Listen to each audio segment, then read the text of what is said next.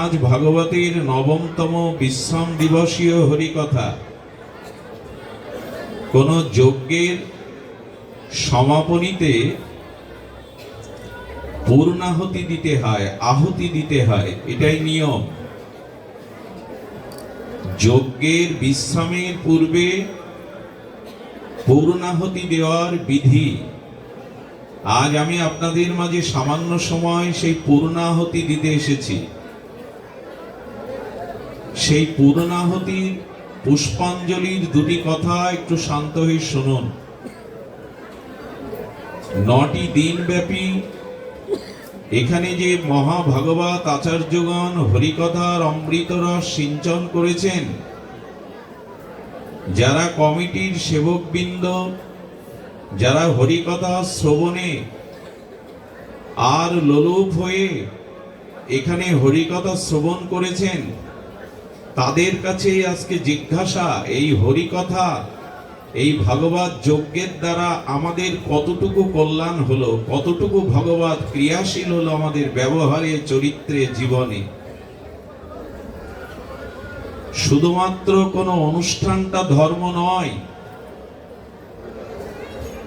বহু ভক্ত এসেছে, বহু লোকে লোকারণ্য হয়েছে, এটা বড় কথা নয়।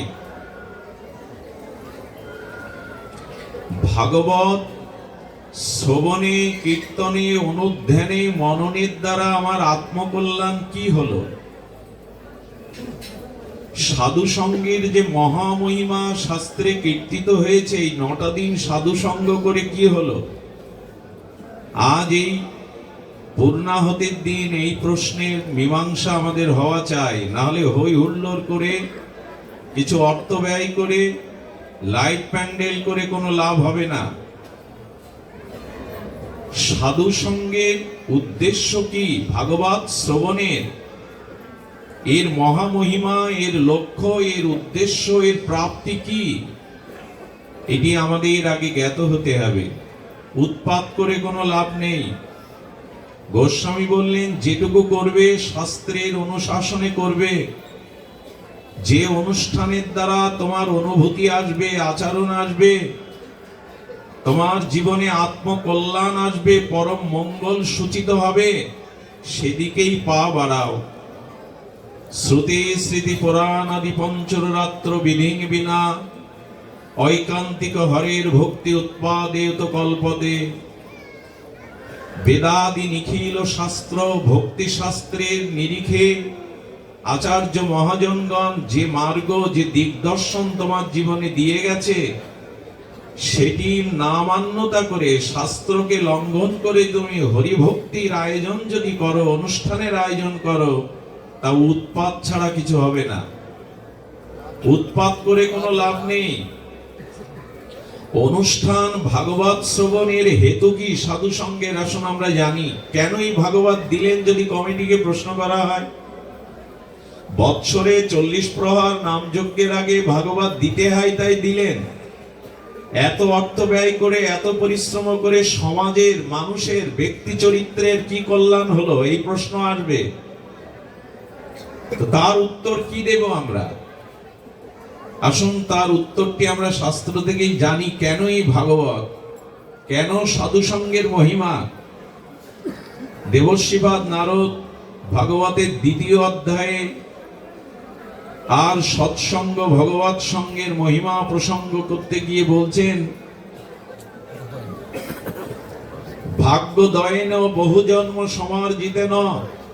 খুব ধ্যান দিয়ে শ্রবণের জন্য বিনীত অনুরোধ রাখছি আপনাদের কাছে। কি বলছেন?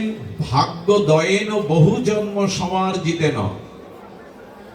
যদি আপনার অতীত বহু জন্মের পূর্ণ দান ধ্যান, পূর্ণকৃত কর্মে, পূর্ণ সঞ্চয়, সুকৃতি, বহু জন্মের সঞ্চয় থাকে, যদি আপনি পূর্ণ কর্ম, সুকৃতি কর্ম সমার্জিতেন, যদি অর্জন করে থাকেন পূর্ব জন্মে, তবে সেই সুকৃতিজাত, সেই সুকর্মজাত সুকৃতির কারণে মানুষ সৎসঙ্গ লাভ করতে পারে।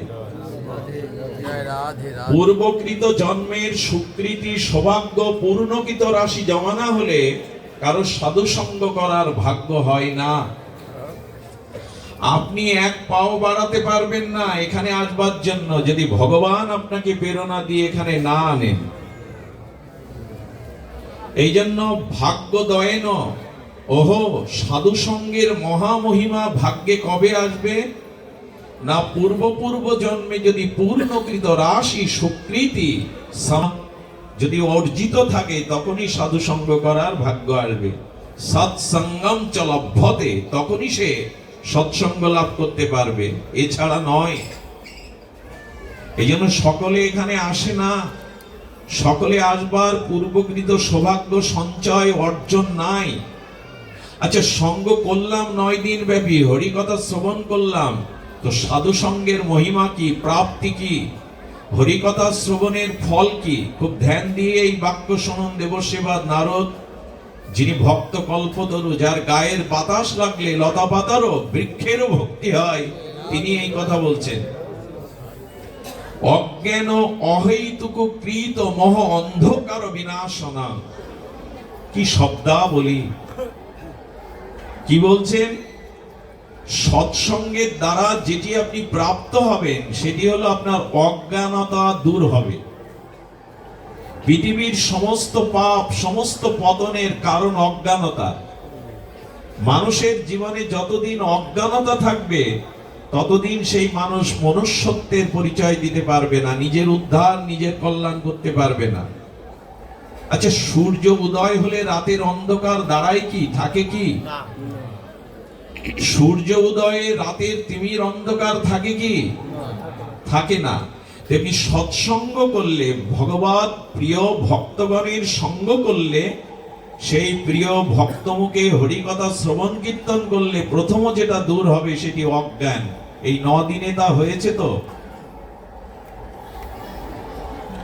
অজ্ঞানতা শুধু দূর হবে না, বললেন অজ্ঞান হেতুক মোহ অন্ধকার বিনাশনং। এখানে মোহরূপ অন্ধকারও দূর হবে। মোহ মানে সংসারের প্রতি, দেহের প্রতি, কামনা বাসনার প্রতি যে অতিরিক্ত আসক্তি, এই মোহ ভাগবতে দূর হবে। আরে সামান্য একটু সরিষার তেল মেখে কাঁঠাল ভাঙলে আটা জড়ায় না, তেলের এই ধর্ম। আর 9 দিন ব্যাপী ভাগবত শুনছো, সাধু সঙ্গ করছো, অথচ তোমার দেহ সংসারের আসক্তি কমলো না, মোহ গেল না, তুমি কিছুই করনি, হই হুল্লোড় করেছো, খিচুড়ি খেয়ে বাড়ি গেছো, আর উৎসব দেখতে এসেছো, কিছুই হয়নি। সামান্য তেল মেখে কাঁঠাল ভাঙলে আটা জড়ায় না, ভাগবত শ্রবণ করলে। আচ্ছা, এখন যারা শ্রবণ করতে এসেছেন, শ্রবণের পরে যারা গৃহে বা নিজ আলয়ে ফিরে যাবেন, তো আপনি ভাগবত শ্রবণ সাধু সঙ্গের আগে যে মানুষটা এসেছিলেন, সঙ্গ হরিকথা শ্রবণের পরে যে মানুষটা ফিরে গেলেন, এই মানুষকে এক মানুষ? যদি একই জন হয় তাহলে জানতে হবে এটা বৃথা গেছে, তার এই হরিকথায় আয়োজন বৃথা। কিছু না কিছু মোহ, কিছু না কিছু অজ্ঞানতা দূর করেই তো বাড়ি ফিরবেন, না হলে সাধু সঙ্গ কি করলেন আপনি? যে মানুষটা এখানে এসেছে সাধু সঙ্গের পরে যখন ফিরে যাবে, নূতন কোন চেতনা, নূতন কোন ভাবনা, নূতন কোন তার জীবনের উন্মেষ নিয়ে, চেতনা নিয়ে ফিরে যাবে। সামান্য হলেও যেতে হবে, নাহলে সাধু সঙ্গ মহিমা নাই। এই জন্য বললেন কৃত মহ অন্ধকার বিনাশনং। অন্ধকার দূরীভূত হবে। অন্ধকারের ধর্ম ঢেকে দেওয়া, বস্তুকে আবৃত করে দেওয়া। এখানে সমস্ত টিউবগুলো বন্ধ করে দিন, আলোগুলো। অন্ধকার নেমে আসলে এখানে কেউ কাউকে দেখতে পাবে না। অর্থাৎ অন্ধকার থাকলে আমরা জ্ঞানকে, প্রজ্ঞাকে, ভগবানকে, মানুষের ভেতরে ঈশ্বর আছেন, এটি ঢাকা পড়ে।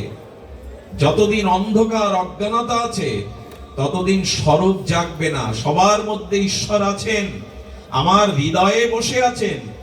অন্ধকারের ধর্ম আবৃত করা, ঢেকে দেওয়া।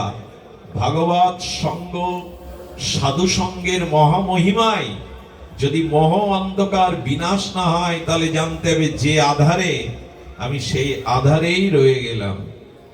না সং বিধায়া তদ্বয়েত বিবেক। আর সাধু সঙ্গের সর্বশ্রেষ্ঠ ফল যেটা আগেগুলো বললাম, মোহ দূর হওয়া, অজ্ঞান দূর হওয়া, অন্ধকার দূর হওয়া, এগুলো কাঁচা ফল। সৎসঙ্গ হরিকথার পরিপক্ক রসালো ফল হলো বিবেক জাগবে। যদি বিবেক না জাগে তবে আপনি সঙ্গ করেননি। পাঠক শুধু মুখস্থ করে অর্থ যশ খ্যাতির জন্য আমার মতো এখানে এসে বসেছে, তার ভেতরে না আছে ভগবত আরাধনা, না আছে শাস্ত্রের ভজন উপলব্ধি। এক অন্ধ আর এক অন্ধকে পথ দেখাতে পারে না। যাদের জীবনে ভাগবত লোককল্যাণ, জীবকল্যাণ, ভগবত প্রাপ্তির জন্য না হয়ে পাণ্ডিত্য ফলানোর জন্য, যশ অর্থ খ্যাতি বিজ্ঞাপন নিজের প্রচারের জন্য হয়, সেই পাঠকের মুখে ভাগবত শ্রবণ করা আর দুগ্ধ, সর্বশ্রেষ্ঠ দুগ্ধ পান করা দুটোই সমান। অবৈষ্ণব মুখোদ গিরিনাং পুদা হরি কথামৃতম শ্রবণান্নৈব কর্তব্যং যত সর্বশ্রেষ্ঠ দুগ্ধপয়। বিষ্ণু পুরাণ বলেছেন, এক বাটি গোদুগ্ধ, খাঁটি গোদুগ্ধ, এটি পান করলে আপনার পুষ্টিতা পাবেন, তুষ্টিও হবে, শরীর পুষ্টি হবে। কিন্তু আপনার অজান্তে যদি কোনো বিষাক্ত সর্প ওই দুধের বাটিতে মুখ এঁটো করে দিয়ে যায়, তখন ওই দুধ বলকারক, পুষ্টিকারক না হয়ে হানিকারক, ক্ষতিকারক হবে। আমার মতো যারা অর্থ, যশ, নিজের বিজ্ঞাপন প্রচারের জন্য শাস্ত্র মুখস্থ করে এই ব্যাসপীঠে বসে মানুষকে ভোলায়, কথা শব্দ মালা গলিয়ে, তাদের দ্বারা যাই হোক মানুষের আত্মকল্যাণ, ভগবত ভক্তি হবে না, না নিজের না যাদের শোনাচ্ছে তাদের। এই জন্য বললেন তার মুখেই শ্রবণ করো। পাঠক দরকার নয় দিনে সবাইকে ডাকলাম। কার মধ্যে ভাগবতের গুণাবলী আছে বলবার মতো এ বোধ আমাদের নাই। কার শ্রীমুখেই ভাগবত শুনতে হয়, কার মুখের ভাগবত জীবের আত্মকল্যাণ হয়, আত্মশুদ্ধি হয়, চরিত্র গঠন হয়, এটা না জেনে পাঠ 10 দিন 15 দিন দিতে হবে। ডাকো, যাকে পাওয়া যাচ্ছে তাকে ডাকো। এটি ভাগবত নয়, এটি ভাগবত নয়। আগে আমাদের বিচার আসতে হবে, আমাদের ভিতরে বিচার থাকতে হবে। কার শ্রীমুখে হরিকথা শাস্ত্র শুনতে বলেছেন? আমার মতো মাদিসের বিষয় অন্ধ জীবের মুখে নয়। এটাতে আপনাদের কোনো ক্রিয়া হবে না, সর্বশ্রেষ্ঠ দুগ্ধ পানের মতো প্রতিক্রিয়া হবে।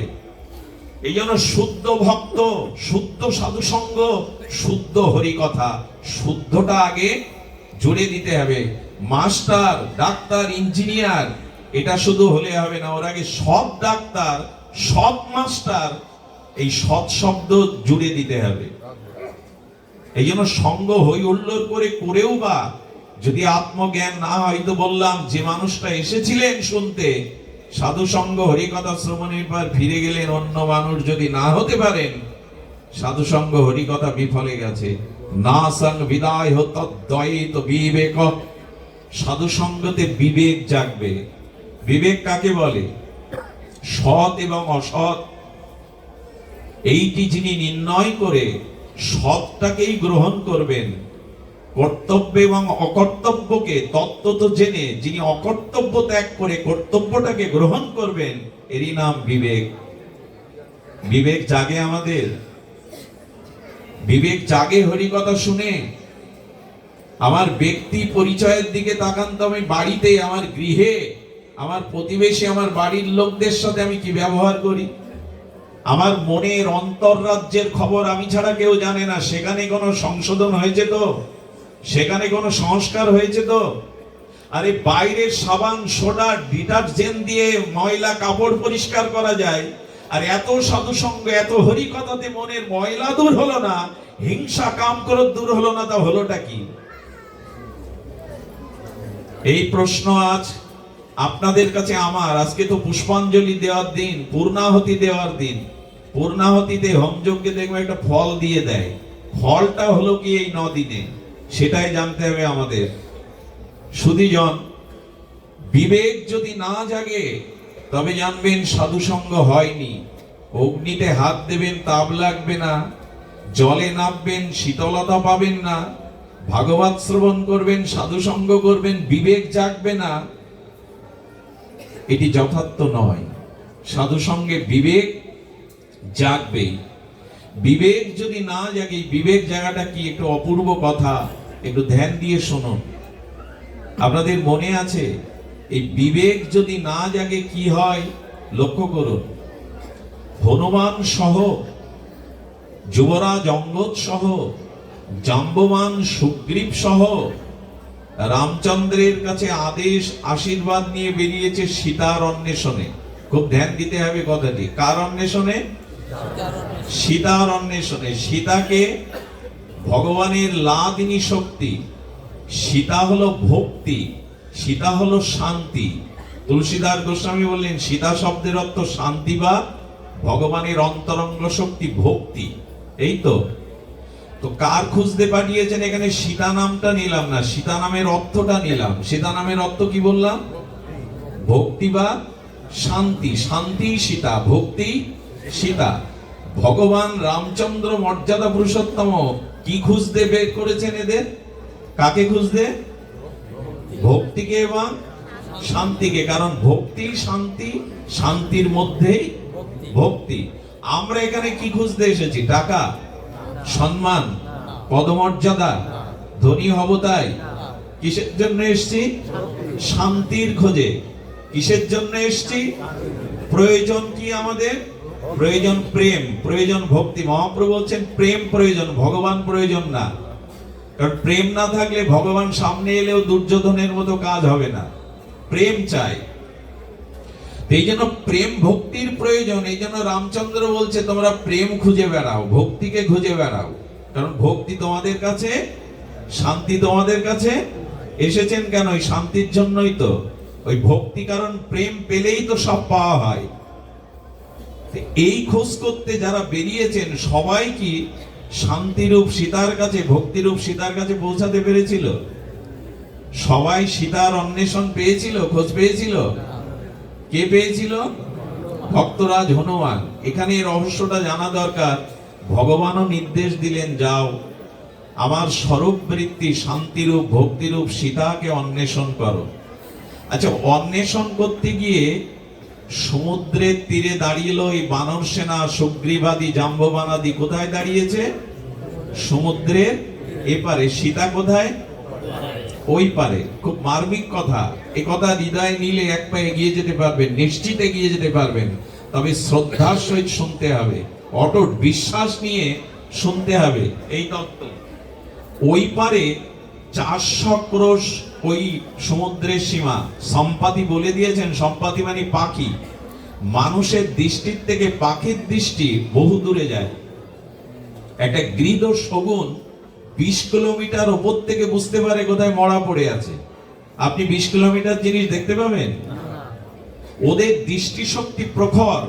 যেমন সারমেয় কুকুরের শ্রবণ শক্তি খুব প্রকার। 1 কিলোমিটার দূরে কোন একটা সংকেত পেলে মাটির তলে ওরা নড়ে ওঠে।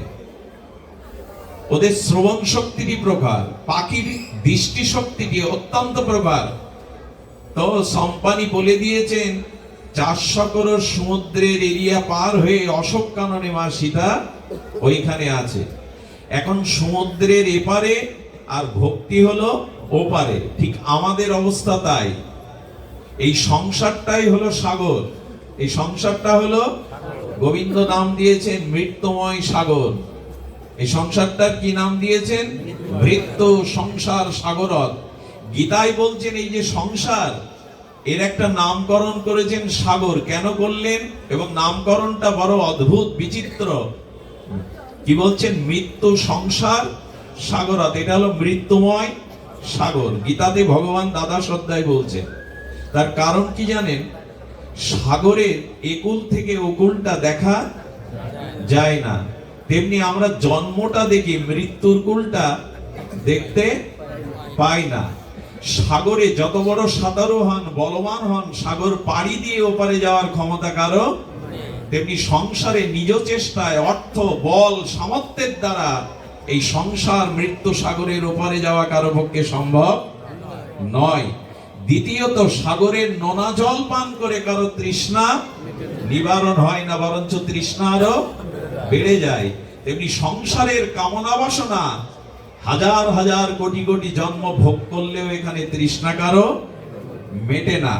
এই জন্য সাগরের সাথে তুলনা দিচ্ছেন। আরেকটি জিনিস আছে, সেটি হলো সমুদ্রে পড়ে গেলে কেউ না কেউ বাঁচতে পারে কোনো কৃপায়, কিন্তু এই মৃত্যুময় সংসার সাগরে যারা একবার এসে পড়েছে এখানে কেউ বাঁচবে না, সকলকে মৃত্যুবরণ বা মৃত্যুস্বাদ নিতে হবে। সাগরে নামবার আর একটা ভয় আছে, ঘূর্ণাবর্ত, ঘোলের মধ্যে যদি পড়ে যান উঠতে পারবে না, তেমনি সংসারে স্ত্রী পুত্র কামনা বাসনার মোহ গলে পড়ে গেছে, আমরা এর থেকে উঠতে পারছি না। আচ্ছা, সাগরের মধ্যে কি আছে? হাঙর, কুমির আছে কিনা? এগুলো আপনাকে ধরে চিবিয়ে চিবিয়ে খাওয়ার জন্য। তেমনি সংসারে কাম, ক্রোধ, লোভ দিন রাত আমাদের চিবিয়ে চিবিয়ে খাচ্ছে।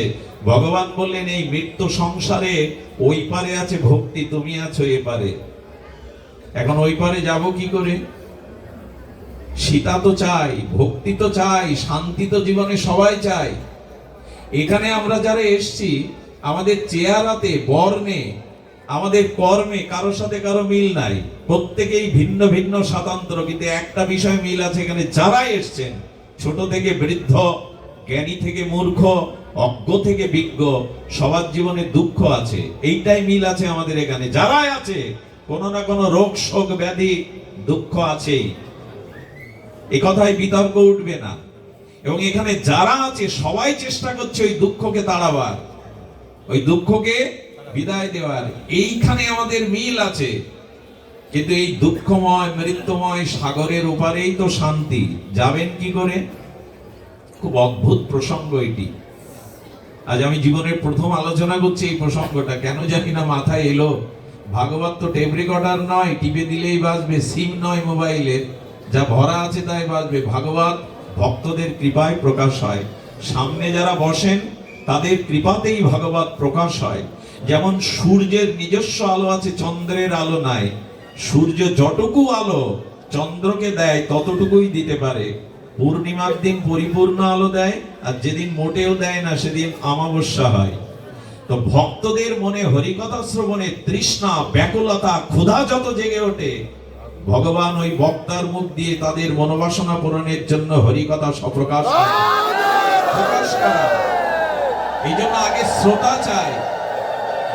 একবার উলধ্বনি দাও, আমায় একবার একবার একবার দাও, বারবার দিতে হবে না, একবার দাও। এই হরিকথাই মঙ্গল ধ্বনি। ধ্যান দিয়ে শুনুন, ওই পারে যেতেই হবে আমাদের। খুব মনোযোগ দিন।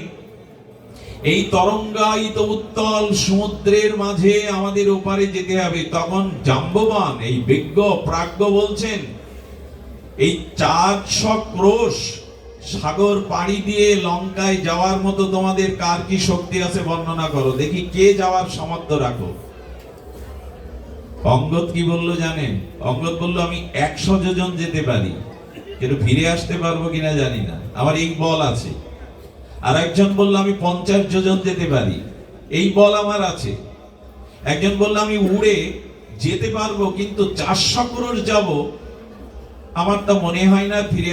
এক একজন নিজের বল, নিজের যে শক্তি সামর্থ্য বর্ণনা করলো। সবার পিছনে একজন মুখ নিচু করে দাঁড়িয়ে আছেন, তিনি হনুমান। উনি নিজের বলের কথা, সামর্থ্যের কথা বলছেন না, খুব সাংকেতিক কথা, খুব মহিমাপূর্ণ কথা। যতদিন আপনি এই সংসারে নিজের বল, নিজের ক্ষমতা, নিজের পাণ্ডিত্য, এই অভিমান থাকবে, ততদিন ওই পারে যাওয়ার ক্ষমতা নেই আপনার। আমি জ্ঞানী, আমি পণ্ডিত, আমি বক্তা, আমি এই সংসারের কর্তা, আমার জন্যই এই এই এত বড় অনুষ্ঠান আমার জন্যই হচ্ছে, আমার অনুদানেই হচ্ছে, আমি সামর্থ্য রেখেছি তাই হচ্ছে। এই অভিমান, নিজের বল যাদের মধ্যে, গর্ব অহংকার আছে, তারা এপারেই থাকবে। ভক্তির ওপরে যাওয়ার তাদের কোনো যোগ্যতায় আসেনি, আসবেও না। অভিমান যতদিন আছে, অহংকার যতদিন আছে, বিদ্যা, বল, পাণ্ডিত্য, উচ্চকুল, ক্ষমতা, ততদিন ওই পারে যাওয়া যাবে না, এই পারেই পড়ে থাকতে হবে। শান্তির খোঁজ, ভক্তির খোঁজ পাওয়া যাবে না। রাধে রাধে, কৃপা করুন। রাধে রাধে, জয় শ্রী রাধে। বাবা বাবা আমার দিকে তাকাও, বাবা কৃপা করো, কৃপা করো। সুধীজন একটু ধ্যান দিন। আচ্ছা, সাগরে নদীতে পুকুরে সাঁতার জানান লোক যদি যায় ভাসতে, কি হয় পরিণতি? একটু কথা বলতে হবে, কি হয়? সাঁতার জানে না, নদীতে সাগরে নেমেছে, পুকুরে নেমেছে, কি হয় পরিণতি? ডুবে মরে। কিন্তু ডুবে মরার পর ওই মানুষটা ডুবে থাকে না ভাসে? কি অদ্ভুত কাণ্ড দেখুন, জ্যান্ত মানুষ ডুবে মরে কিন্তু মরা, এর কারণ কি? জ্যান্ত মানুষটা ডুবে মরে কিন্তু যখনই মরে গেল তখন দেখবেন উঠছে তরঙ্গে ভাসতে ভাসতে কুলে চলে যায়। ভাগবত কি বলেন জানেন? যতদিন অহংকার জীবিত থাকবে ততদিন তুমি ডুবে যাবে এই সংসার সাগরে, অহংকার যেদিন মরে যাবে সেদিন ভাসতে ভাসতে ওই পারে যেতে পারবে। কোন বিষয়ের যদি ক্ষুদ্র অভিমান তোমার থাকে, অহংকার থাকে, তাহলে ওপারে যাওয়া হবে না। এরা সব নিজের বলের কথা বলছে, আমি এতটা যেতে পারি, আমার এতটা শক্তি আছে, আমার এতটা বল আছে, যেতে পারি। একজন কেবল নিজের বলের গর্ব না করে আড়ালে বসে মন খারাপ করে চিন্তা করছে কি করে মার কাছে পৌঁছাবো, তিনি হনুমান। অথচ এই হনুমান কে? হনুমান হলো ভগবান শঙ্কর, শিব। ঈশ্বতত্ত্ব ভগবান শঙ্কর প্রভুর সেবার জন্য হনুমান রূপে এসেছিলেন। অতুল বলধাম, গোস্বামী বলছেন অতুল বলধাম। যেটা বলের ব্যাখ্যা দেই, সমগ্র চতুর্দশ ভুবনের মানুষের বাহুতে যে বল আছে, মানে পৃথিবীতে যদি 800 কোটি মানুষ থাকে বা 850 কোটি, তাদের বাহুতে যে বল আছে তার থেকে 1000 গুণ বল বেশি দেবরাজ ইন্দ্রের বাহুতে। আর দেবরাজ ইন্দ্রের বাহুতে যে বল আছে তার থেকে কয়েক হাজার বেশি বল হলো হনুমানের বাহুতে। হনুমানের বাহুতে যে বল আছে তার থেকে কয়েক লক্ষ গুণ বল বেশি বলরামের একটা আঙুলে, বলদেবের। আর বলদেবের আঙুলে যে বল আছে তার থেকে কোটি কোটি বল গোবিন্দের মুখের একটা হাসিতে, শ্রী গোবিন্দের বদনের একটা হাসিতে। আর গোবিন্দের বদনে যে হাসি তার থেকে কোটি গুণ বল আছে রাধারানীর করুণা দৃষ্টির মধ্যে। জয় রাধে। রাধারানী দৃষ্টি দিলেই আর প্রেম পেতে বাকি থাকে না। তো হনুমানজি একবার বলেছি, একবার দাও, অনেকেই শুনতেও পায় না। জয় রাধে। কৃপা করো, কৃপা করো। অবশ্য মাঝে মাঝে উলুধ্বনির প্রয়োজন আছে, আমাদের নিদ্রা আসে, অলসতা আসে, একটু ধ্বনি দিলে জেগে ওঠে। কারণ আমাদের অনেক জন্মে এইসব অভ্যাস নাই, যেন ঘুম আসে, অলসতা আসে। জেগে থাকুন, একদিন যে ঘুমাবেন ওই ঘুম আর ভাঙবে না। ডেকে ডেকে ঘুম ভাঙাতে কেউ পারবে না।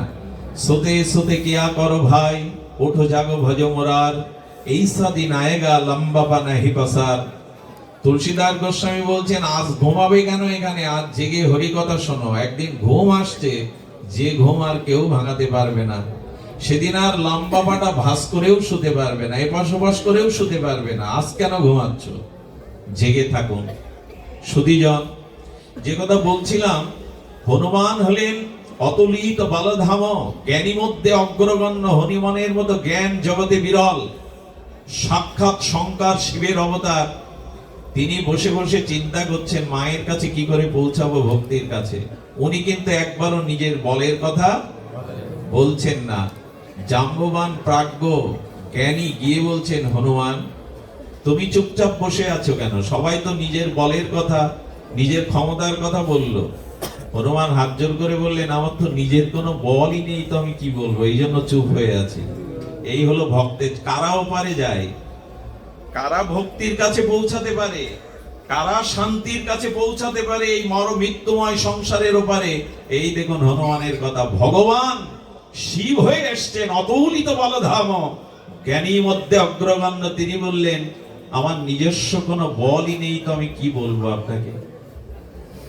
আমরা এই জায়গায় আসতে পারি তো যে সাগর পার হব? আমার রূপ, আমার বিদ্যা, আমার টাকা, আমার গর্ব, এই করেই তো গেল জগৎটা। আরে কিঞ্চিত মাত্র অহংকার যতদিন আছে যার মধ্যে, তার উপরে যাওয়ার সামর্থ্য নাই। এই জন্য কেউ যেতে পারেনি হনুমান ছাড়া। আচ্ছা, আপনি যদি গোডাউনে কোনো মাল রাখেন, বড় একটা গোডাউনে, মালটা আছে কোথায়? গোডাউনে আছে। গোডাউনে মাল আছে বিধায় কি ওই মালটা গোডাউনের? কার হবে ওটা? শেঠ বা ব্যবসায়ী। তেমনি আপনার মধ্যে যেটুকু বল, শক্তি, ক্রিয়া, সামর্থ্য, রূপ, বিদ্যা আছে, আপনি গোডাউন, এই দেহটা একটা গোডাউন, ওটা ভগবানেরই দেওয়া, আপনার নয়, ওটা আপনার নয়।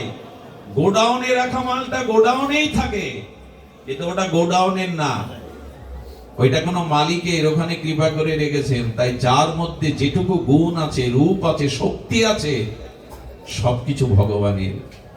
আমার বলিতে কিছু নাই, হরি সবই যে তোমার দান।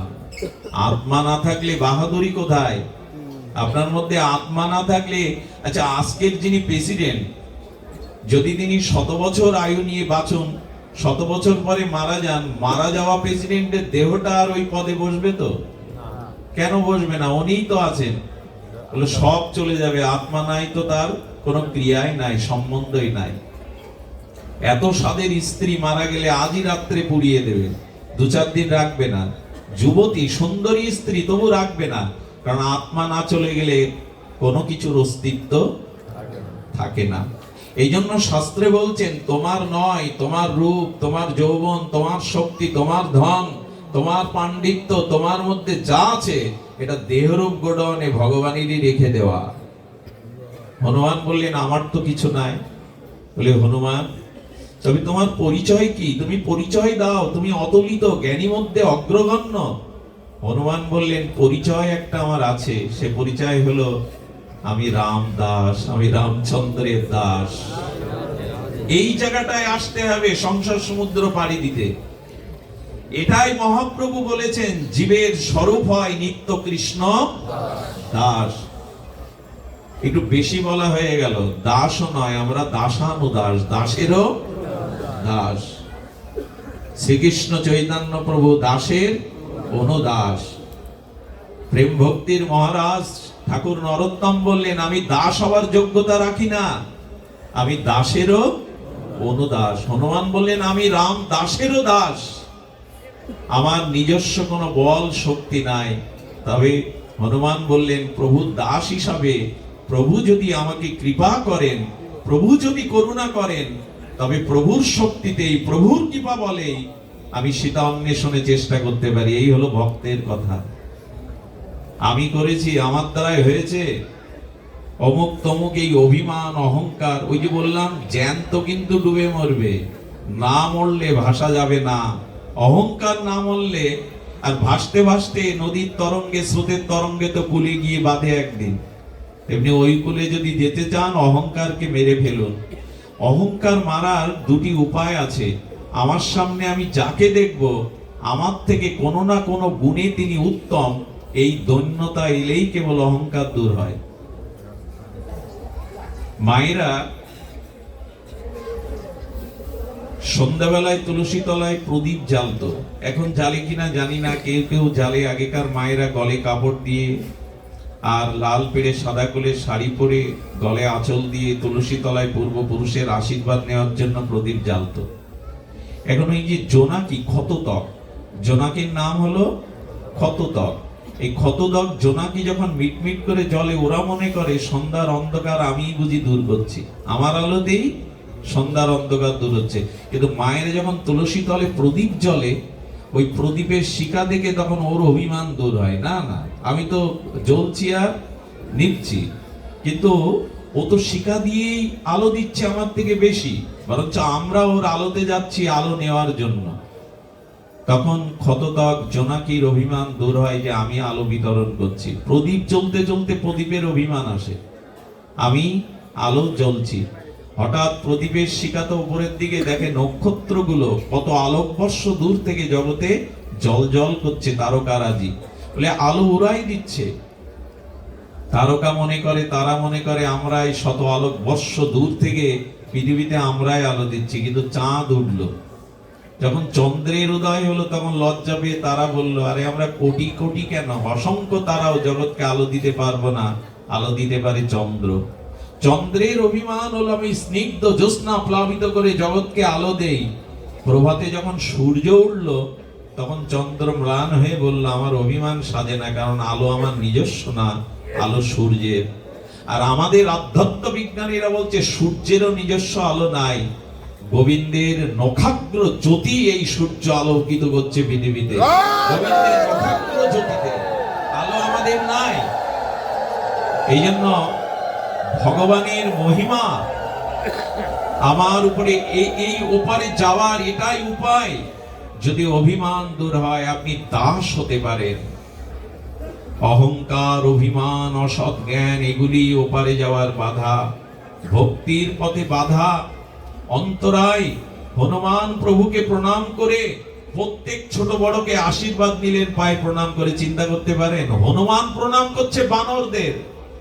প্রভুর কার্যের, প্রভুর আশীর্বাদে, সীতা অন্বেষণে, মা অন্বেষণে যাব, তোমরা আশীর্বাদ করো। একটা জিনিস বলি, এই আশীর্বাদটা কুড়িয়ে নেবেন গুরুজনের, এর থেকে বড় জিনিস আর জগতে নাই। অভিশাপ যেমন ভয়াবহ, আশীর্বাদ তেমনি মঙ্গলদায়ক। আশীর্বাদের অনেক অনেক মহিমা। আশীর্বাদ সাধারণ জিনিস নয়। আচ্ছা, আমি গতকালও বলেছিলাম কথাটা, একটু ধ্যান দিন তো। সাধু দেখলে, গুরু দেখলে, আচার্য দেখলে তার হাতটা আমরা মাথায় নিতে চেষ্টা করি কেন? বলি কিনা বাবা, মা হাতায় একটু, মাথায় হাত দিন, একটু আশীর্বাদ করুন, বলি কিনা মা? মাথাতে হাত দিলে কি হয়? আচ্ছা, আপনার হাত আর সাধুর হাতের মধ্যে পার্থক্য আছে কি? রক্ত মাংসের পাঁচটাই তো অঙ্গুলি, হাতের অবয়ব তো একই, একই বস্তু দিয়ে তৈরি করা, রক্ত মাংস দিয়ে, শিরা হাড় দিয়ে। হাত, সাধুর হাত, শ্রী গুরু পাদপদ্মের হাত আপনি মাথায় নিতে চান কেন? কারণ কি? হাত সকলের একই রকম উপাদান দিয়ে গড়া হলেও সকলের হাত একরকম নয়। আচ্ছা, একটা দৃষ্টান্ত দিই, মায়ের হাতের রান্না আর হোটেলের বয়ের হাতের রান্না এক হয় কি? কেন? দুইটাই তো হাত, দুইজনই তো রান্না করলো। মায়ের হাতের রান্নার মধ্যে সন্তানের সুস্বাস্থ্য, সন্তানের নিরোগতার একটা স্নেহ মমতা মোশানো থাকে, ওটা হোটেল বয়ের মধ্যে হাত। পার্থক্য হলো কিনা? আচ্ছা, এখানে যদি জুয়েল আইস আছেন, এই হাতে জাদু, উনি যেভাবে দেখা, একটা রুমাল নিয়ে কবুতর দিয়ে উড়িয়ে দিলেন, আপনি পারবেন তো এই হাতে জাদু দেখাতে? হাত কি এক নাকি? এক নয়। এই জন্য সাধুগুরু বৈষ্ণবের মাথায় হাত থেকে আশীর্বাদ কেন নেওয়া হয়? ওদের হাতে কিছু আছে।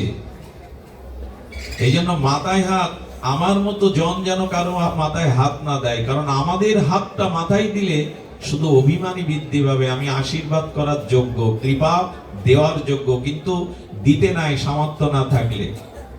দিতেও নাই, না নেওয়া উচিত। দিতে পারে কারা জানেন? আমাদের দক্ষিণেশ্বরের রামকৃষ্ণ পরমহংস, উনি বলরাম বসুর বাড়িতে সৎসঙ্গ করছেন, আর ঠাকুরের তো সেই ভাব দশা, মায়ের সঙ্গীত সুধা চিন্তা করতে করতে মাঝে মাঝে চোখ স্থির হয়ে যাচ্ছেন, সমাধিস্থ হয়ে পড়ছেন। আর তখনই ল কলেজের ছাত্র, ভীষণ তার্কিক, পরীক্ষা ছাড়া নিরীক্ষা ছাড়া কোনো কিছু বিশ্বাস করেন না, নরেন দত্ত বন্ধুদের নিয়ে ওই পথে দেখতে গিয়ে বললো, চল তো, চল একটু দেখে আসি কোন সাধু। আরে ঠাকুরের সামনে গিয়ে বলছে, তুমি ঈশ্বর দেখেছো? ঠাকুর ভাবলেন, ওর দিকে তাকিয়ে বুঝলেন এ খুব সাধারণ নয়, এ কেউ সাধারণ নয়। ঠাকুর বললেন, দেখেছি কে? তোকে যেমন দেখেছি, ঈশ্বরকেও আমি দেখেছি, তোকেও দেখাতে পারি। নরেন দত্ত ভাবলেন, ইনি মহাপুরুষ নয়, মহা উন্মাদ, পাগল। এই কথা যে বলতে পারে, হয়তো সে মহাপুরুষ, নালে উন্মাদ। বললেন, তাহলে আমাকে দেখান, উপলব্ধি করান। সঙ্গে সঙ্গে রামকৃষ্ণ পরমহংস ভাবাবেশে নরেনের মাথায় হাত দিয়েছিলেন। কি বলবো, 3 দিন ব্যাপী নরেনের মধ্যে সমাধি কাজ করেছিল, বাহ্যিক জ্ঞান ফেরেনি। 3 দিন পরেই ঠাকুরের চরণে সমর্পণে বললেন, ইনার মধ্যে মহা লোকত্রীয় কোনো শক্তি কাজ করছে, হাতে কাজ হয়। এই জন্য আশীর্বাদ নিতে হয়। হনুমানের মতো অগ্রগণ্য জ্ঞানী মধ্যে অগ্রগণ্য গুরুজনদেরকে, ছোটজনদেরকে ভক্তির কাছে যেতে গেলে, শান্তির কাছে যেতে গেলে সবার আশীর্বাদ করান, অভিশাপ নয়। এমন কর্ম করবেন না, কারণ কারোর চোখে যদি জল ঝরান, তার থেকে কোটি গুণ জল আপনি তুলে রাখুন আপনার জন্য। কারো চোখের যদি জল ঝরান, একদিন কোটি গুণ জল কাঁদালে কাঁদিতে হয়, এটা লিখে রাখুন। কাউকে অকারণে কাঁদালে আপনাকে কাঁদতেই হবে। এর প্রমাণ নেবেন। শ্রীকৃষ্ণ অখণ্ড পরতত্ত্ব ভগবান, তিনি কংস বিনাশ করে কারাগারে বসুদেব এবং দেবকীকে উদ্ধার করলেন। দেবকী তখন শৃঙ্খলিত কৃষ্ণকে দেখে প্রশ্ন করছে, দাঁড়াও, তুমি ভগবান, তুমি পরম পুরুষ, তুমি পরমেশ্বর, ভগবানকে গর্ভে ধারণ করে তোমার মুখে আমি মা ডাক কেন শুনতে পাইনি? আমার বুকের স্তন্য দুগ্ধ ভেসে গেছে, আমি তোমার মুখে দিতে পারিনি কেন? কোন অভিশাপে, কোন পাপে তোমার মতো সন্তানকেও পেয়ে আমি তোমার মুখে মা ডাক, তোমার বাৎসল্য প্রেম পাইনি? জবাব দিয়ে তবে আমার শৃঙ্খল মুক্ত করো। ভগবান মৃদু হেসে বললেন, মা এবার আমার দিকে তাকাও। দ্বিতীয়বার দৃষ্টি দিলে দেখলেন ওখানে কৃষ্ণ নেই, ধনুর্ধারী রাম দাঁড়িয়ে।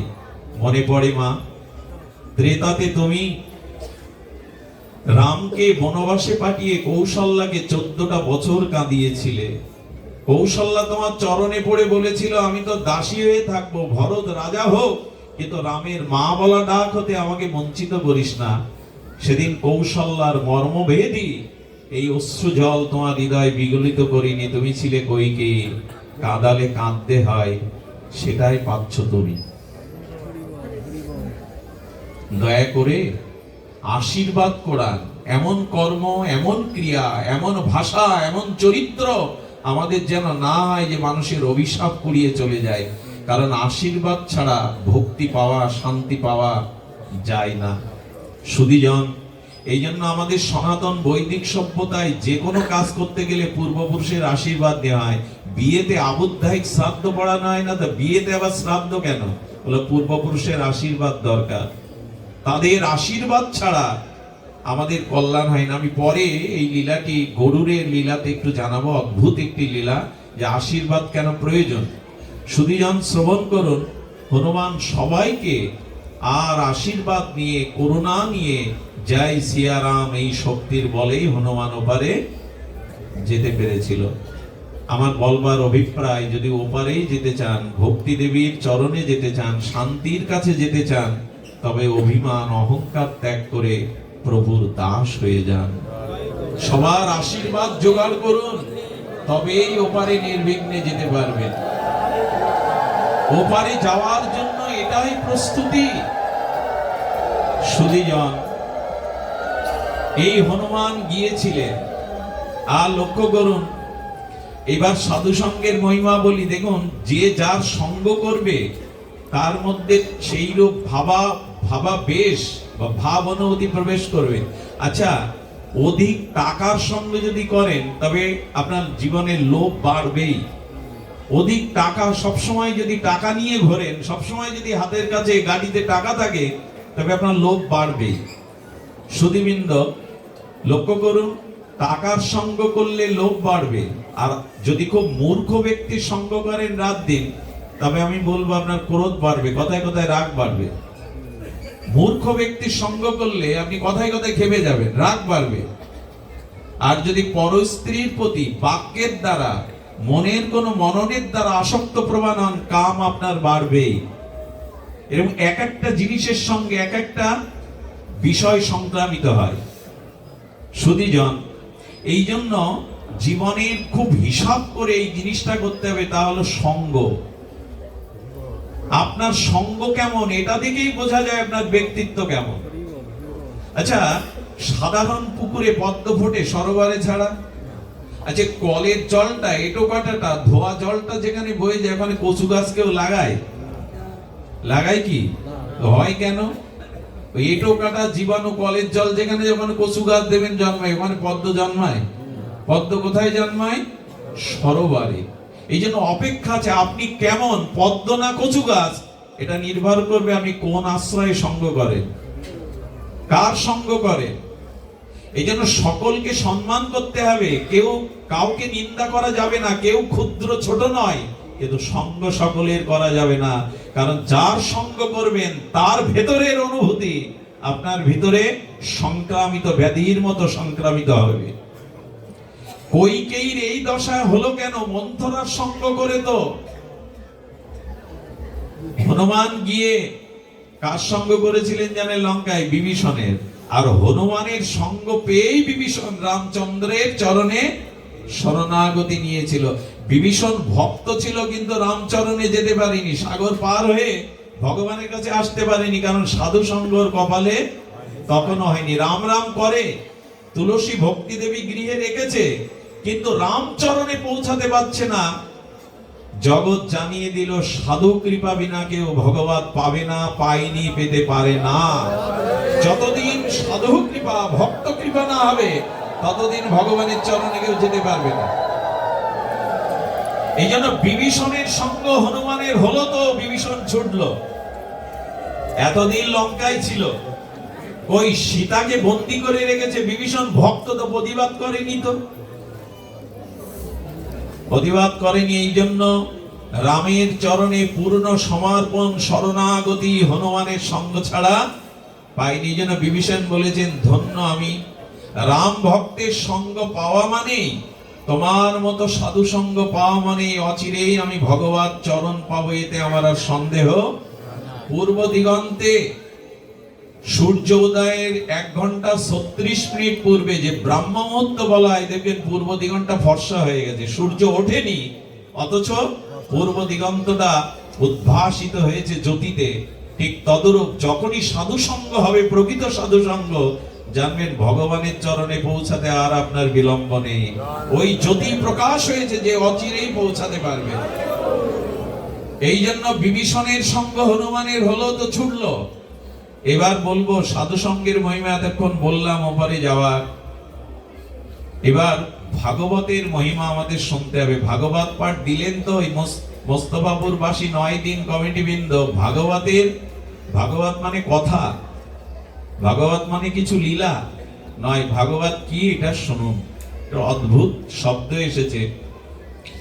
অনেকেই পিতামাতার আত্মকল্যাণে ভাগবত দেয় না? কিন্তু শাস্ত্র কি বলেছেন জানেন? পিতামাতার কল্যাণে ভাগবত সন্তান সন্ততি দিচ্ছে, এটা একটা কথা, কিন্তু তারও মূল কথা হলো সুকৃতি সৌভাগ্যের দ্বারা পিতামাতা যখন বৈকুণ্ঠবাসী হয়, ওদের আশীর্বাদেই কেবল ভাগবত দেওয়ার ইচ্ছা মনে জাগে মানুষের। ওরা উদ্ধার হলেই ওদের আশীর্বাদেই ভাগবত দেওয়ার ইচ্ছা জাগে মানুষের। ভাগবত সাধারণ কোনো জিনিস নয়। ভাগবতটা কি একটু জানি, ভাগবত পাঠ তো হলো, আর আমরা ভাগবত পাঠ করতে বসি, পাঠ যা করি তা বুঝি, যাবতী রাজ্যের গল্প, যাবতী রাজ্যের বিষয় এনে হাজির করি। ভাগবত আসলে কি? এই জন্য ভাগবতটা জানতে হবে যে ভাগবতের মহামহিমা কি। ভাগবতের কয়টি অক্ষর? 4টি, ভা, গ, ব, ত। এই 4টি অক্ষরে হলো ভাগবত। এই অক্ষরগুলোর মধ্যে আমাদের আচার্যরা ভাগবতের মহামহিমা জানিয়েছেন। প্রথমে হলো, একটু বলুন, প্রথমে ভা। ভয়াকারে এই ভাতে হলো প্রকাশ। ভাতি মানে প্রকাশ, প্রকাশ মানে আলো, প্রকাশ মানে আলো। তো ভাগবত শ্রবণের দ্বারা, ভাগবত কীর্তনের দ্বারা, ভাগবত মননের দ্বারা আপনার জীবনে প্রকাশ আসবে, অর্থাৎ চেতনা বা জ্ঞান আসবে। ভারত শব্দের অর্থ মানে কি জানেন? ভা মানে প্রকাশ, জ্ঞান, আর রত মানে জ্ঞানে যারা রত তাদেরকেই বলা হয় ভারত বা ভারতবাসী। জ্ঞানে যিনি রত, তা ভাতে যার ভিতরে প্রকাশ আছে, চেতনা আছে, যার ভিতরে জ্ঞান আছে, ভাগবতের প্রথম অক্ষর। তবে একটা কথা এই পরিসরে বলে থাকি, হৃদয়ে লিখে নিন। আজকের অনুষ্ঠানে একটি সার সিদ্ধান্ত কথা লিখে নিন, হৃদয়ে লিখে নিন, কাগজে লিখতে হবে না, থাকবে না।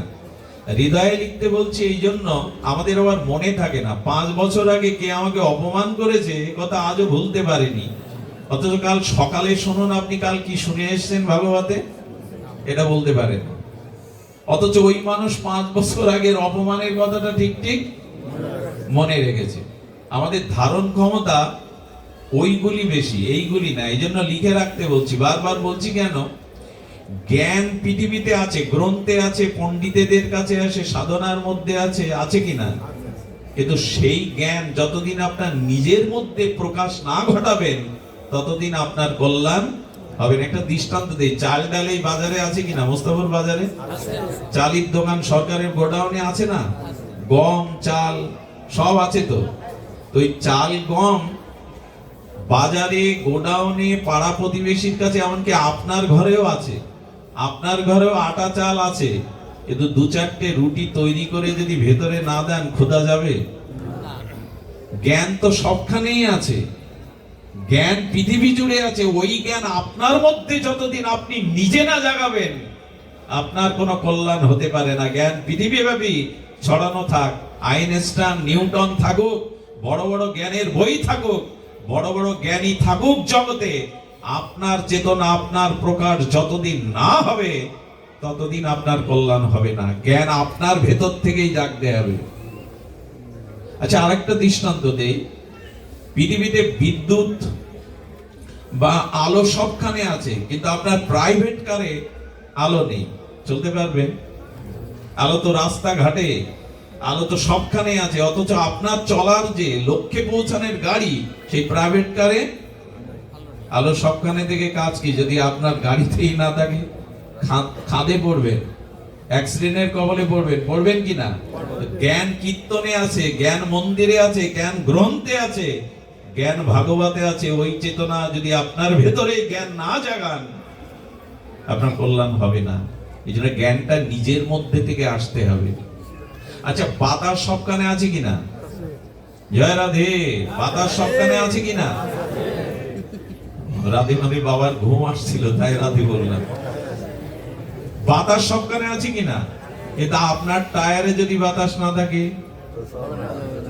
সাইকেলের টায়ারে চলতে পারবেন? জ্ঞান এত লোকের কাছে গ্রন্থে আছে, তাতে কি এসে যায়? জ্ঞান আপনার ভিতরেই জাগাতে হবে। এইটাই জাগায় ভাগবত, ভাব, প্রকাশ।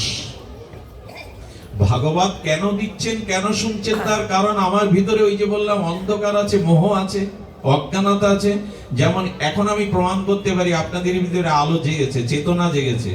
প্রায় বলি কথাটি, তার কারণ কি জানেন? তার কারণ এখানে মায়ের এবং বাবারা একসাথে বসে আছে। কারো লক্ষ্য, কারো দৃষ্টিকোণের মনের বিকার আসছে কারো? এটাই তো প্রমাণ করে এখন আপনার ভিতরে আলো জ্বলছে ভাগবতের। এখানে আপনি একজনকে সামনে বসে দিয়ে নিজে পেছনে বসছেন। এখানে স্ত্রী আছে, পুত্র আছে, কেউ ভাইকে সাথে নিয়ে আসছে, ছোট বাচ্চাকে নিয়ে আসছে, কিন্তু এখন কারো কথা, কারণ মোহ কাজ করছে না এখানে। কোথায়? এখানে আমার স্ত্রী বারবার তাকাচ্ছে তার দিকে, আমার বাচ্চাটা কোথায়? এই মোহ দূর হয়। এখানে নারী পুরুষ একসাথে বসলেও কারো মনে বিকার আসে না, কারণ জ্ঞান ভাগবতের দ্বারাই এই চেতনার প্রকাশ ঘটে। অনুষ্ঠান নয় ভাগবত, শুধু হাজার হাজার লোক জোগাড় করা নয়। আর আজকের একটা জিনিস হয়েছে, ভাগবত মানে সেলফি তোলা। সাধুদের সাথে একরা সেলফি তুলে দিয়ে দাও, লোড দিয়ে দাও। সাধুর কোথায় বসা উচিত? আমার ঘাড়ে হাত দিয়ে? এই আর একটা জিনিস, মন্দিরে গেছি, বিগ্রহকে পিছনে রেখে আমি সামনে সেলফি, আমি ভগবানের আগে। এইসব ভালো জিনিস না। এত প্রচার করে হবেটা কি যদি নিজের জ্ঞানের প্রকাশ না হলো? হৃদয়ে রাখুন সাধুকে, চেতনাকে। একটা অবাক রাজ্যে, অবাক করার সময় আমরা বাস করছি। স্বামী স্ত্রীর গোপন প্রণয় পর্যন্ত আজকে মোবাইলে দেওয়া হচ্ছে, ফেসবুকে দেওয়া হচ্ছে। প্রেম বিজ্ঞাপন করার জিনিস, ভালোবাসা বিজ্ঞাপন করার জিনিস। আজ আমরা কোন এক রাজ্যে পৌঁছেছি জানি না। সামনে অন্ধকার ছাড়া, আর এই অন্ধকারে একমাত্র ভাগবতী ভাব প্রকাশ ঘটাতে পারে। দ্বিতীয় অক্ষর কি? দ্বিতীয় অক্ষর গ। গতে আমাদের সরলাত্ম করেছেন গতি দায়ক। গতে গতি, গতি দায়ক, বিপরীত গতি দায়ক। ভাগবত শ্রবণ করলে, তবে শ্রবণ করতে হবে কার মুখে? আগে বললাম আমার মুখে না, মা দিশ আমার মুখে না, সাধু মুখে হরিকথা শুনতে হবে। ভজনানন্দী নির্মল চরিত্র ভাগবত অধিকারীর মুখেই ভাগবত শুনতে হবে। একজনের সারা দেশ জোড়া শোনাম, ওনাকে আনলে হাজার হাজার লোক বেশি হবে, আমাদের কমিটির খুব নাম হয়ে যাবে, এত লোক হয়েছে। এইসব তাল করলে হবে না। দেখতে হবে তার ভিতরে ভাগবতের যথার্থ অধিকারী কিনা তিনি। অধিকার, আচ্ছা ডাক্তারি MBBS পাশ করে আপনি চেম্বার খুলে বসতে পারবেন? পারবেন কি? এমবিবিএস পাস করেছেন 5 বছর ধরে, এত লেখাপড়া পরিশ্রম অনুশীলন, তারপরে ডাক্তারের পাশে থাকতে হবে আপনাকে। ওকে কি বলে, কি করা বলে? 1 বছর দিনেশ দা ইন্টার্নি করে বাস্তবিক পরীক্ষিত জ্ঞান অর্জন করে তবে আপনাকে ওখানে বসতে হবে, আরো 10 বছর অভিজ্ঞতা সঞ্চয় করতে হবে। এই জন্য বলা হচ্ছে ভাগবতে গতি বর্ততে, গতি বদলে দেবে। কি গতি বদলে যাবে জানেন? আমার গতিটা অগতির দিকে, আমার গতিটা অগতির দিকে, কিন্তু ভাগবত শ্রবণ করলে গোবিন্দ বলছেন আমি অগতিরও গতি করে দেই। যারা ভাগবত শ্রবণ করে অগতিরও গতি করে দেই। যে অগতির দিকে চলেছে আমি তারও গতি নির্ধারণ করে দেই। প্রমাণ দিন একবার, মা একবার এর প্রমাণ নিন। এর প্রমাণ হলো পরীক্ষিত মহারাজ কি হয়েছিলেন? অভিশপ্ত। তো অভিশাপ কি ভালো জিনিস? আর সাপে কেটে যে মারা যায় সেটাও শাস্ত্রে খুব সুলক্ষণ বলে নি। তা ওনার অভিশাপ কি হলো? বিপ্র অভিশাপে তক্ষক দংশনে উনি 1 সপ্তাহ পর মারা যাবেন। এটা অভিশাপ কিনা? সর্বঘাতে পরীক্ষিত মহারাজের মতো পাণ্ডবদের উত্তরসূরি এত ন্যায় প্রজা, এত ন্যায় পরায়ণ বৈষ্ণব মারা যাবে সাপে আঘাতে। এটা গতি কি ভালো গতি? অভিশাপ কি ভালো গতি? সর্পদংশনে মারা ভালো গতি? কিন্তু 1 সপ্তাহ ভাগবত শুনে সেই গতি কোথায় গেল? সেই গতি অগতিরও গতি গোবিন্দের চরণে পৌঁছে গেল। এর থেকে বড় মান আর কি আছে? এর থেকে বড় প্রমাণ আর কি আছে? যিনি অভিশপ্ত, যার 7 দিনে তক্ষক দংশনে মৃত্যু হবে, তার মস্তক থেকে ব্রহ্মরন্ধ্র ফেটে দুর্লভ গোবিন্দ চরণে চলে গেল। এই হলো ভাগবত শ্রবণের অগতিরও গতি। আমাদেরও হবে, এটি শুধু ওনাদের না, আমাদেরও হবে। এই জন্য বললেন ভাগবত শ্রবণ করো, হরি কথা সাধু মুখে সাধু সঙ্গে শ্রবণ করো। এই শ্রবণের দ্বারাই তোমার গতি বদলাবে। সুধীবৃন্দ, গতি অবশ্যই বদলায়। আমি নিজে দেখেছি কত মাতাল, কত মদ্যপ, কত কুপথে যাওয়া মানুষ এই ভাগবত শ্রবণ করে সুপথে এসেছে। এই জীবনে অনেক অনেক দেখাবার সৌভাগ্য দিয়েছেন ভগবান শ্রী গুরুদেব। এই ভাগবত শ্রবণের দ্বারা মানুষের কি গতি হয় দেখুন। একটা একটা ঘটনা একটু গল্প আকারে আমি মাঝে মাঝে বলি আপনাদের, তাতে একটু আনন্দও হয়। এক স্বামী ভগবতমুখী, কিন্তু স্ত্রী আবার ভগবত বিমুখী। ভাগবত সে সহ্য করতে পারে না, ভগবানকেও সহ্য করতে পারে না। এবং স্বামী বারবার বলে 7 দিন পাঠ হচ্ছে, একদিন একটু যাও না। বলে না, আমার রুচি নেই, আর আমি তো একটু স্থূল, একটু মোটা, একটু স্থূল। বলে আমি বসলেই 1 সেকেন্ডে ঘুম পেয়ে যায়। কোথাও বসলেই, কিছু কিছু মায়েদের আবার এরকম অভ্যাস আছে, বাবাদের নাই তা নয়, আছে, বসলেই ঘুমায়। এখন স্বামী বারবার বলতে বলতে ঠেলে ঠুলে পাঠিয়েছেন, আরে যাও না। স্বামীর কথা রক্ষার্থে স্থূল এই কৃষ্ণ বিমুখ মহিলা, উনি তো ভাগবত কি তা জানেন না। যখন প্যান্ডেলে পৌঁছেছেন তখন পাঠক আসেননি, আসছেন রাস্তায় মাইক্রোফোন নিয়ে ঘোষণা করছেন আসুন আসুন। উনি মনে করছেন ভাগবত শুরু হয়ে গেছে। আসুন হলো ভাগবতের মন্ত্র। আসুন আসুন, উনি এসেছেন। এরপর বলছেন বসুন বসুন, উনি বসেছেন। আর বসলে ওনার কি হয়? ঘুম আসে, ঘুমিয়েছেন। এর মধ্যে পাঠক, বৃন্দাবনে 1 ঘন্টার বেশি পাঠ করেন না পাঠকরা। 1 ঘন্টা পাঠের পর পাঠ ভেঙে গেছে, লোক উঠতে শুরু করেছে, ওনারও ঘুম ভেঙে গেছে। তখন ঘোষক আবার বলছেন সবাই ঘরে ফিরে যান। শুনলো কয় কটা? আসুন বসুন আর ঘরে ফিরে যান। স্বামী গিয়ে সন্ধ্যায় কি ভাগবত শুনে এলে গো? এতদিন পর জীবনে প্রথম ভাগবত শ্রবণে গেলে। বলে আর রাখো তোমার ভাগবত, এই 3টেই তো মন্ত্র, আসুন বসুন আর ঘরে ফিরে যান। স্বামী মনে মনে বুঝলো কি শুনে এসছে ও, আমি জানিও কি শুনে এসছে। এক কাজ করো, ওকে বিশ্বাস ধরাবার জন্য, ইনি তো ভাগবত প্রেমী, বলে যতক্ষণ বিছানায় ঘুম না আসে এই 3টে মন্ত্র একটু জপ করতে থাকো তো।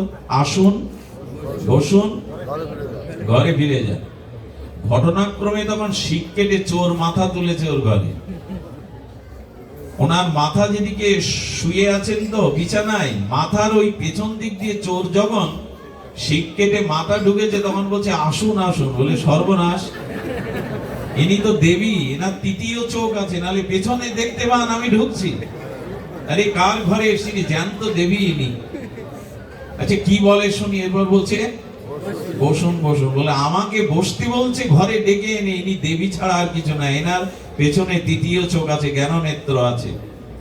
এরপরে ওই আস্তে আস্তে বলছেন ঘুম চোখে, এবার ঘরে ফিরে না মা, ঘরে ফিরে যাব না বলেই চরণে পড়েছে। তুমি দেবী, তোমার চোখ আছে পেছনে, ঘরে ফিরে যাব না মা, তুমি দেবী। আরে তাড়াতাড়ি উঠে লাইট জেলে স্বামীকে ডাকছে, এসো এসো। চোর বলছে বাবা, তোমার ঘরে চুরি করতে এসেছিলাম, এ ঘরে তো দেবী বাস করে, ত্রিনয়নী দুর্গা, পেছনের চোখ আছে ওনার। আমাকে আসতে বলছেন, বসতে বলছেন, আবার সসম্মানে চলে যেতে বলছেন। আমি ওনার চরণ ছাড়বো না, আশীর্বাদ দিন। বললো বাবা আশীর্বাদ দিতে হবে না, আর চুরি করতে এসো না। বললো মা প্রতিজ্ঞা করছি, এই ঘরের দিকে তোমাদের দিকে আর জীবনে কোনোদিন তাকাবো না। স্বামী কি বললো জানো? যে তিনটে মন্ত্র শুনেছো তাতে আজকে সম্পদ বেঁচে গেল, অনিষ্টের হাত থেকে বেঁচে গেলে। আর সত্যি সত্যি যদি ভাগবত শুনতে, জগতের অনিষ্টের হাত থেকে তুমিও বেঁচে যেতে। এই জন্য ভাগবতে আমাদের গতি পরিবর্তন হয়ে যায়। সাধু মুখে একদিনের হরি কথা আপনাকে 50 জন্ম পরেও কৃপা এনে দেবে। শুনে রাখুন, একদিনে প্রকৃত বিশুদ্ধ ভজনানন্দী নির্মল চরিত্র সাধুর মুখের কথা একদিন কানে গেলে 50 জন্ম পরেও তার ফল দিয়ে দেবে ভগবত চরণে। এর প্রমাণ হলো, মলমূত্রের মধ্যে যদি 20 বছর এক ভরি সোনার আংটি পড়ে থাকে, 20 বছর পরে ওই আবর্জনা থেকে কুড়িয়ে নিয়ে কেউ স্বর্ণকারের কাছে বেচতে গেলে সোনার দাম কম হবে? আপনি আলমারি থেকে নিয়ে গেছেন, আরো 20 বছরে মলমূত্রের মধ্যে পড়ে থাকা সোনার এক ভরি আংটি নিয়ে গেছে, দুটোর দাম সমান হবে দুটো খাঁটি হলে। সোনা কখনো মলমূত্রের মধ্যে পড়ে থাকলে বিনষ্ট হয় না, তার মূল্য কমে না। এই যে শুনছেন হরি কথা, আর যদি 20 জন্মেও কোনো ভজন সাধন না করেন, এই মূল্যটা, এই হরি কথাটা একদিন আপনাকে ভগবানের চরণে মূল্য দিয়ে দেবে, দিয়ে দেবেই দেবে। একদিনের হরি কথা। এই জন্য ভাগবত কথা আপনার গতিকে আর পরম গতির দিকে, শ্রেষ্ঠ গতির দিকে নিয়ে যায়। তৃতীয় অক্ষরটা কি? ব। বতে হলো বরিয়ান সর্বশাস্ত্রাম।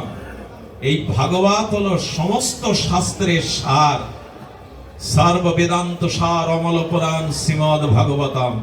একটু ধ্যান দিন, ভাগবত কেন? কারণ সমস্ত নিখিল বেদাদির সার হলো ভাগবত। ভাগবতে নেই এমন কিছু নেই। আচ্ছা রামায়ণে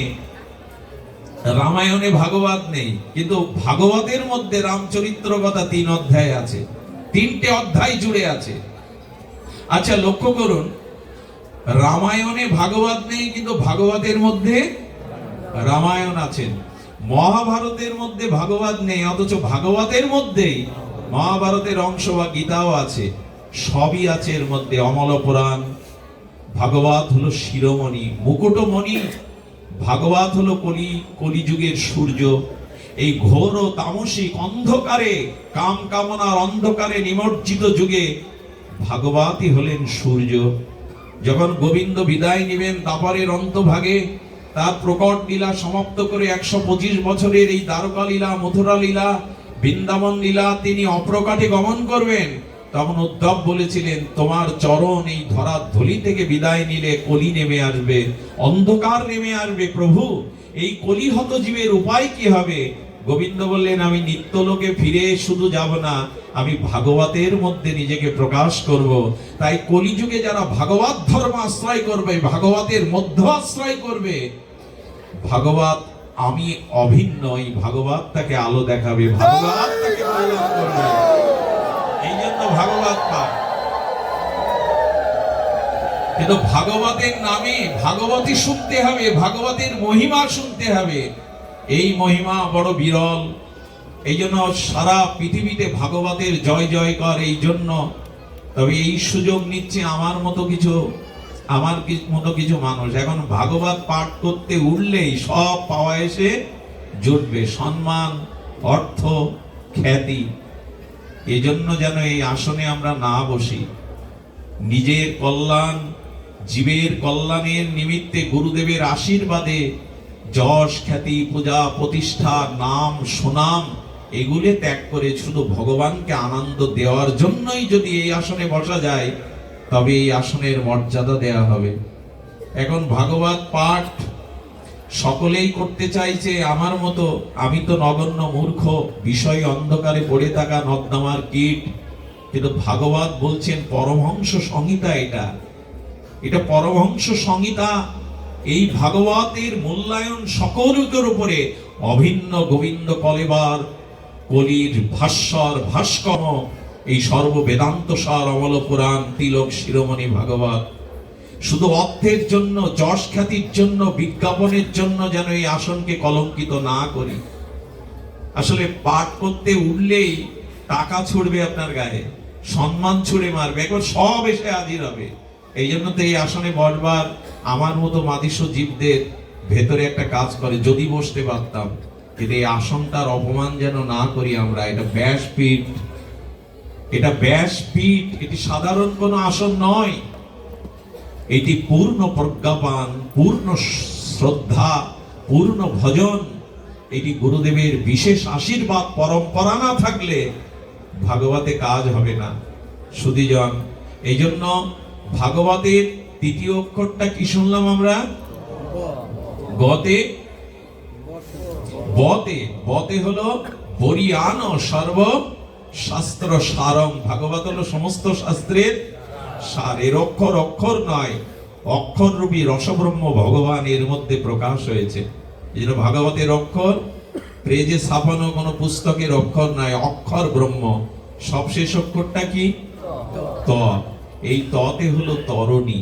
ওই যে আগে সাগরের কথা বললাম, সাগরের সাঁতরে পার হওয়া যাবে না।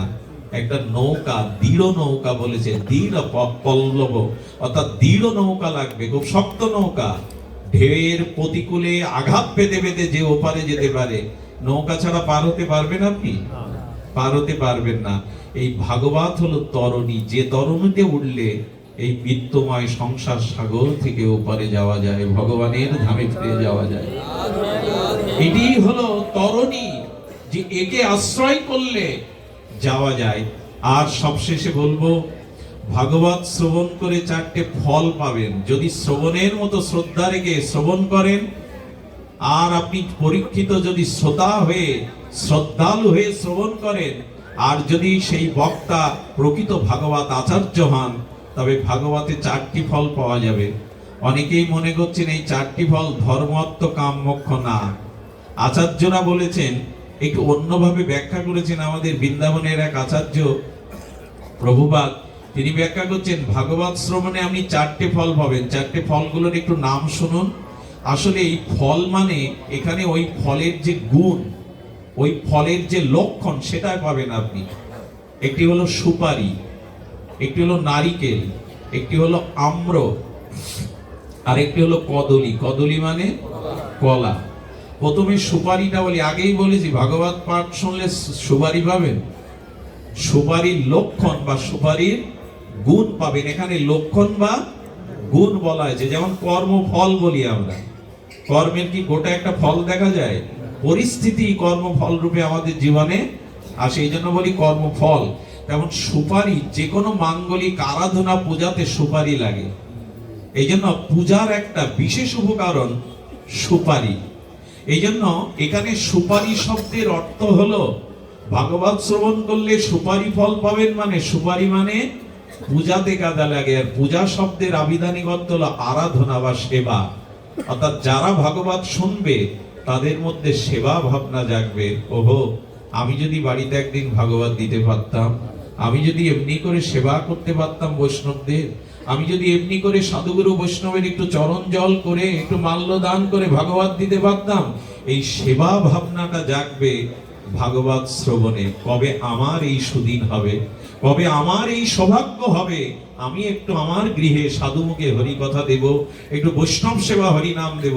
এই ভাবনাটা ভাগবত ফল থেকে পাওয়া যায়। শ্রবণ করতে করতে এই ভাবনা জাগে, কবে আমার হবে, কবে আমি এমনি করে সেবা করতে পারো সাধুগুরু বৈষ্ণব, ভাগবতকে আরতি করতে পারবো, ভাগবতকে প্রদক্ষিণ করতে পারবো মস্তকে নিয়ে, আর সাধুগুরু বৈষ্ণব ভক্ত ভাগবতকে একটু সেবা করতে পারবো, এই সেবা ভাবনা আপনার মধ্যে জাগবে। অনেকে আছে 20 বছর ধরে অনুষ্ঠান শুনছেন, ভাগবতে যাচ্ছেন, অথচ গৃহে একটু ভাগবত দেওয়ার, যদি প্রশ্ন করেন বাবা এত লোকের জায়গা কোথায় দেব, আমার সামর্থ্য নেই, 2 জন বৈষ্ণবকে ডেকে হরিনাম দিন, 2 জন। এক বুড়িমা, আমাদের উত্তরপ্রদেশে লক্ষ লক্ষ বৈষ্ণবের সেবা হয়, পান্ডাল বসেছে, কয়েক হাজার বিঘে জমির উপর পান্ডাল বসেছে, মন্ত্রী মহোদয় থেকে শুরু করে শিল্পপতি শেঠেরা 50 লাখ 60 লাখ 20 লাখের নিচে কেউ ডোনেশন দিচ্ছেন না সেবার জন্য। এখন যে বাবাজি মহারাজ 108 জগৎগুরু আচার্য ওখানে দাঁড়িয়ে ওই অর্ঘ্যগুলো নিচ্ছেন, ওখানে এক বুড়িমা, সেই কাপড়টা মলিন, বুড়িমা ঠেলে উঠেছে, তাকে যারা গার্ডে ছিল তারা তাকে বেড দিতে পারেনি, কোন ফাঁকে স্টেজে উঠে গিয়ে বলছে বাবা আমার একটু বৈষ্ণব সেবার স্বাদ জেগেছে। বাবাজি মহারাজ বলছেন মা কত লাখ টাকা আছে বলো, আমার কাছে দাও, আমি তোমার ইচ্ছা পূর্ণ করব। উনি আঁচল খুলে 5 টাকার একটা কয়েন বের করেছে, বাবা আমি ভিখারি, কিন্তু আমার স্বাদ জেগেছে দেখে একটু বৈষ্ণব সেবা দেবো, কিন্তু এই পুঁজি আমার। সঙ্গে সঙ্গে ওনার সেবকরা শিষ্যরঙ্গে টেনে হিজড়ে যখন বের করে নিতে যাবেন, তখন বলছে দাঁড়াও মা, তোমার এই 5 টাকায় আজ এই 1000 বৈষ্ণবের সেবা হবে। কি করলেন জানেন? উনি ওনার সেবকদের বললেন 5 টাকা তখন 1 কেজি টাটা লবণের দাম, 1 কেজি লবণ নিয়ে এসো, আর এই লবণটা সমস্ত প্রসাদিতে দিয়ে দাও, যাতে সবাই এই সেবাটা। আসলে সেবার ভাবনাটা জাগো, সামর্থ্য বাঁধে না, ভগবত কর্মে কোনো সামর্থ্য বাঁধে না, বরঞ্চ ভিক্ষা করে করতে পারলে আরো মধুর। ভিক্ষাতে অভিমান, যখন কোনো অনুষ্ঠান করবেন বাড়িতে, 1-2 বাড়িতে 1 মুষ্টি ভিক্ষা করে আনবেন, কারণ ভিক্ষালব্ধ বস্তুতে অভিমান বা অহংকার আসে না, শুদ্ধ। মহাপ্রভু প্রসাদ পেতেন গোবিন্দ দাসের দ্বারা, ওই ভিক্ষালব্ধ গোবিন্দ দাস নয়, ওটি আমাদের বড় হরিদাস, ছোট হরিদাস। ছোট হরিদাস ভিক্ষা করে যে চাউল আনতেন, ওই চাউল গোবিন্দ দাস প্রসাদ করে মহাপ্রভুকে সেবা দিতেন। ছোট হরিদাসকে ত্যাগ করেছিলেন ওই জন্য। এক বিধবা মহিলার কাছ থেকে চাউল ভিক্ষা করে এনেছিলেন, সরু চাল, মহাপ্রভুর বৈরাগ্যে ত্যাগে বাধা হয়, তাই তাকে ত্যাগ করেছিলেন ছোট হরিদাসকে। সুধীবৃন্দ, এই জন্য নিবেদন করছি, এখানে সুপারি ফল ভাগবত শুনলে পাবেন, মানে সেবা ভাবনা জাগবে। যদি না জাগে জানবেন ভাগবত ফল আপনি পাননি। দ্বিতীয়টা আম্র, আম। আমাদের এই বঙ্গদেশে কেন, অখণ্ড ভারতবর্ষের বা আমাদের এই দক্ষিণ এশিয়ায় আম হলো অমৃত ফল নামে পরিচিত। আম হলো অমৃত ফল নামে পরিচিত। আস্বাদ্য এবং অমৃত ফল, পরিপক্ক আম, এটি রসালো এবং অমৃত সম। তেমনি ভাগবত শ্রবণ করলে আপনার হৃদয়ে আপনি অমৃত রস পেয়ে যাবেন, যেটাকে অমৃত পাওয়া বলে। ভাগবত কথামৃত, তব কথামৃতম তপ্ত জীবনম কবিবিড়িতং কল্পসমহং শ্রবণং মঙ্গলং শ্রীমদাত্মম ভুবি গৃহান্তি যে ভরিদা জনা। শাস্ত্র বলছেন এই ভাগবত রস অমৃত। এখানে আম মানে অমৃতের জন্য ভাগবত শ্রবণ করে যা হৃদয় বিগলিত হয় না, ভাগবত শ্রবণ করে যা হৃদয় অমৃত রস খরিত হয় না, ভাগবত শ্রবণ করে অমৃত রসে যার হৃদয় সিক্ত হয় না, তিনি ভগবত শ্রবণ যথাযথ করেননি। ভাগবত শ্রবণ করলেই এই অমৃতের সন্ধান আপনি পেয়ে যাবেন। কেন জানেন? তখন আর আন কথা ভালো লাগবে না, তখন আর আন বস্তু, ভাগবত বাইরে কোনো প্রতিকূল বস্তু আপনার আর ভালো, তখন আন গল্প, গাল গল্প এইসব আর ভালো লাগবে না। এই রস যে একবার পায়, মধু কাউকে খেতে দিলে চিটে গুড়ার খাবে, তো ভাগবতের অমৃত রস যারা একবার পেয়ে যায় হৃদয়ে, অন্য কোনো বাসনা কামনার রস তাদের চিত্তে আর আগ্রহ হবে না, সেই রসটাকে আর আনন্দ দেবে না। তৃতীয় হলো কদলী। কদলী মানে কলা। কলা অত্যন্ত মিষ্টি উপকারী ফল। সুগারের পেশেন্ট যারা, তাদেরকে কলা খেতে ডাক্তার অধিক কলা খেতে নিষেধ করে। কলা হলো মিষ্টি। ভাগবত শ্রবণ করে তৃতীয় ফল হলো আপনার ব্যবহারের মধ্যে মিষ্টতা এসেছে। তো এতদিন তো ভাগবত শুনছেন, আপনার আচরণে, ব্যবহারে, কথাবার্তায়, চলাবলার মধ্যে মধুরতা এসছে। তো ভাগবত শ্রবণে যদি ব্যবহার না বদলায়, আচরণ, বাক্য, কথা যদি মধুর না হয়, তবে আপনি ভাগবত ফল পাননি। চতুর্থ ফলটা কি বলেছিলাম? নারিকেল। এটাকে শ্রীফল বা দেবফল বলে। এই ব্যাখ্যাটা অপূর্ব। নারিকেলের দুটি পর্ব আছে। প্রথম পর্বটা, বাইরের পর্বটা খুব শক্ত। শক্ত কিনা? যে কোনো পশু পাখি ভেদ করে পারবে না, কতটা শক্ত আবরণ দেওয়া। আর ভেতরে হলো কমল। যেমন জল আছে, তেমন নারকেলের দুধও ওর মধ্যে রসও আছে। তেমন ভাগবত শ্রবণ করলে এই সংসারের মোহমায়া আপনার ভিতরে আর ঢুকতে পারবে না। একটা শক্ত আবরণ চলে যাবে। কই, কেউ তো আমার নয়। এই সংসার, এই স্ত্রী পুত্র, এই জগৎ সংসার তো আমার নয়, একমাত্র ভগবানই আমার। আর ভগবানের প্রসাদেই আমি এদের কাছে ঋণী ছিলাম, তাই ঋণ শোধ করতে এসেছি। তখন আর অত মোহমায়া একটা আবরণ তৈরি হয়ে যায়। একটা আবরণ তৈরি হয়ে যায়। বউ আমার, ছেলে আমার, অমুক আমার, তমুক আমার। এই মোহ ভেতরে ঢুকতে পারে না। নারিকেল মানে বাইরের আবরণটা বড় শক্ত হয়ে যায়, আর ভেতরে ভেতরে ভগবানের জন্য প্রেম রড জেগে ওঠে।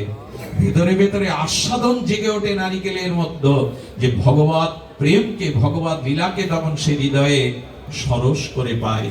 তাই ভাগবত শ্রবণের এটি ফল। মুখ্য ফল হলো কৃষ্ণ চরণে প্রেম প্রাপ্তি।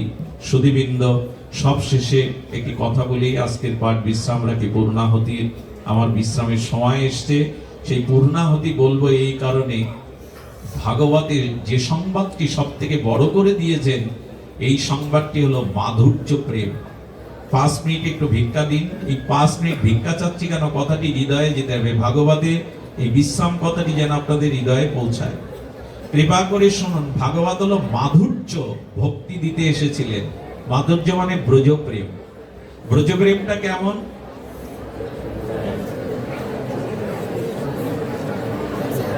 জয় শ্রী গুরু প্রেমানন্দে। আজকের মতো ভাগবত এখানে প্লেট দিচ্ছে কেন এখন? আচ্ছা, আগামীতে যদি